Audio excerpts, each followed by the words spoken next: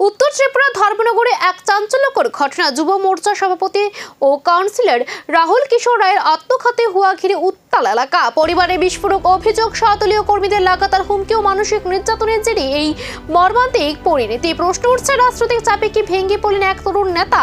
পরিবারের দাবি, উপনির্বাচনের ফল প্রকাশের পর থেকে মানসিক চাপে ছিলেন রাহুল। অভিযোগ, দলেরই কিছু কর্মী তাকে নিয়মিত অপমান ও হুমকি দিচ্ছিল। সোমবার দুপুরে 7 জন অভিযুক্ত বাড়িতে ঢুকে গালিগালাজ, হুমকি, এমনকি মারধরও করে বলে অভিযোগ। জানা গেছে, সেই রাতেও পুনরায় হামলার চেষ্টা চালানো হয়। এই পরিস্থিতিতে রাহুল দলীয় নেতৃত্বের কাছে সাহায্য চাইলেও কোনো সাড়া পাননি বলে অভিযোগ। ঘটনার পর এলাকায় উত্তেজনা ছড়িয়ে পড়ে। ধর্মনগর জেলা হাসপাতাল সংলগ্ন এলাকায় পথ অবরোধ করে বিক্ষোভ দেখান স্থানীয়রা। তাদের দাবি, অভিযুক্তদের দ্রুত গ্রেফতার করে দৃষ্টান্তমূলক শাস্তি দিতে হবে। ঘটনাস্থলে পৌঁছে ক্ষোভের মুখে পড়েন বিজেপির উত্তর জেলা সভাপতি কাজল দাস। এদিকে মুখ্যমন্ত্রী ডক্টর মানিক শাহ শোক প্রকাশ করে নিরপেক্ষ তদন্তের আশ্বাস দিয়েছেন।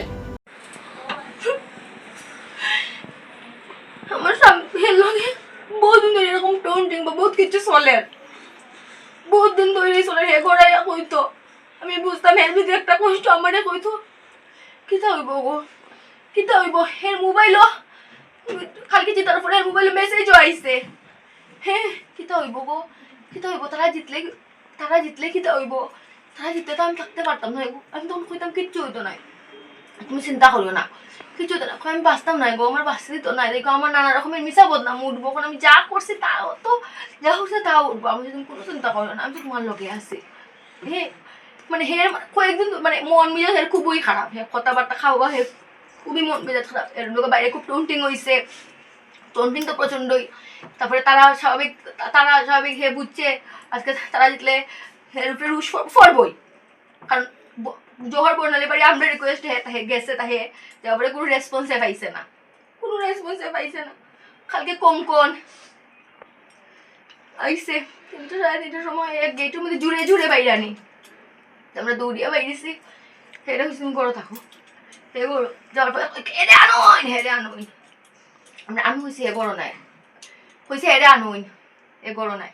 তারপরে হাই না আমার কইছে, বৌমা শুনো, ফার্স্টে কইছে কোন হের বইনের লগে রাহুলে গাড়ির মধ্যে বাজে কাজ করছে, তিথি বাজে কাজ করছে। তারপরে বাটফার বেইমান হে লোকে টাইম বাকিটা আমার শাশুড়ি মা বাকিটা কইতে পারবা, হে কুলাঙ্গার, হে বেজন্মা। আমার সামনে কইতাম কোন টাইটেল কি জানি চৌধুরী পাপলু আসলো, পাপলু পরে আইছে, ঠিক আছে, কিন্তু পাপলু আসলো। সব মিলিয়ে ধর্মনগরে এই ঘটনায় স্বদলীয় রাজনৈতিক কোন্দলই কি প্রধান কারণ তা নিয়ে এখন জোর জল্পনা।